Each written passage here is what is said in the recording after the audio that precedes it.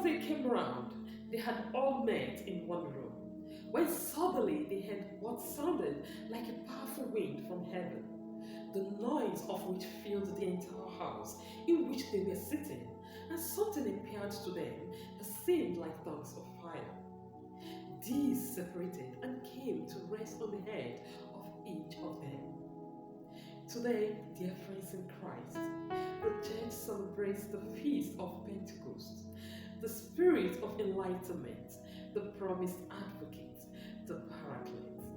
And she presents us with these beautiful readings on the roles and actions of the Holy Spirit on the church and on her members. It is a reminder that we all have God-given gifts. Through this Spirit gift, we are empowered to share the message of Jesus Christ with the world. This important day marks the birth of the church, a reminder that the Holy Spirit is still manifesting in the church and in the people of God. The Pentecost is celebrated 50 days after Easter, signifying the end of Easter season.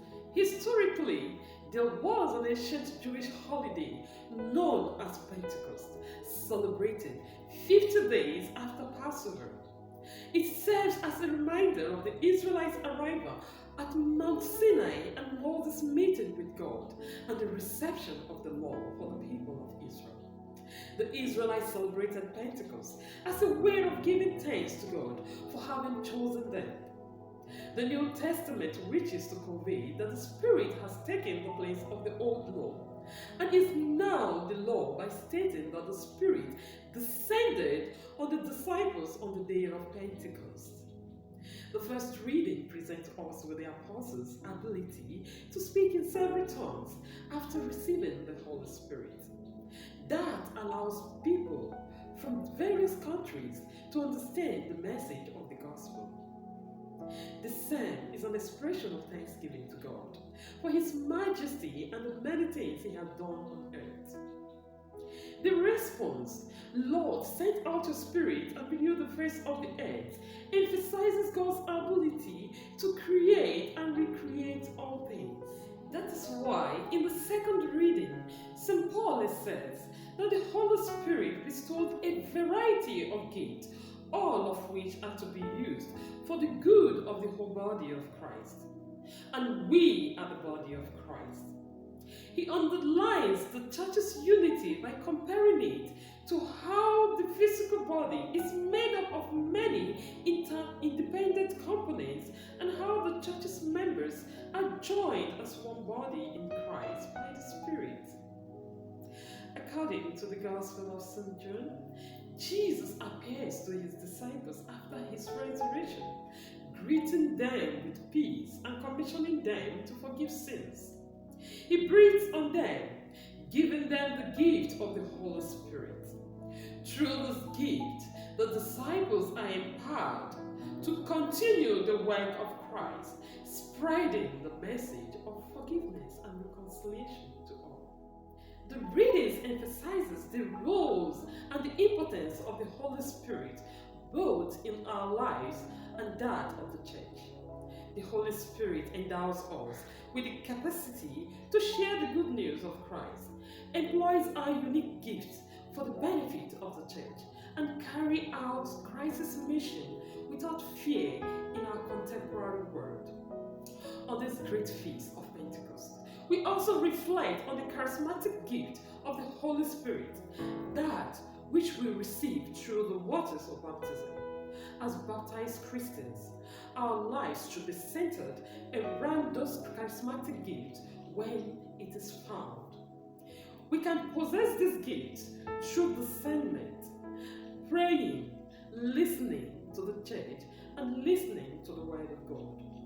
When the disciples received the Holy Spirit, their fears all disappeared. The Holy Spirit is not a spirit of timidity, but one that makes us cry out, Abba, Father.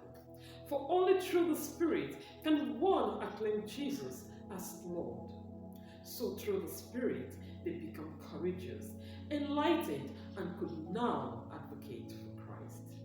This encounter is not far from us too, where we open our hearts to the Holy Spirit.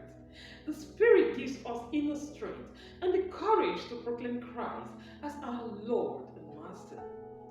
Also helps us overcome life's challenges and ordeal. Then, like the apostles, we too can begin to fish out souls for Christ, possess the gift of the Spirit, heal the sick, raise the dead, cast out demons, and speak in tongues, which is the language of love. That is why the only language everyone can understand is love. St. Paul, in his letter to the Romans, said, "The love of God has been poured into our hearts through the Spirit of God dwelling in us." This Holy Spirit reflects in our lives through the love we show to others. We cannot claim to be speaking in tongues when your actions speaks nothing of God's love. Dear friends in Christ, may the Holy Spirit continues to move us today to create a welcoming space where all are treated like human beings as part of the body of Christ. Let us pray for a new outpouring of the Holy Spirit in our lives as well as in the life of the church, so that we may be empowered and prepared to carry out God's ministry in the world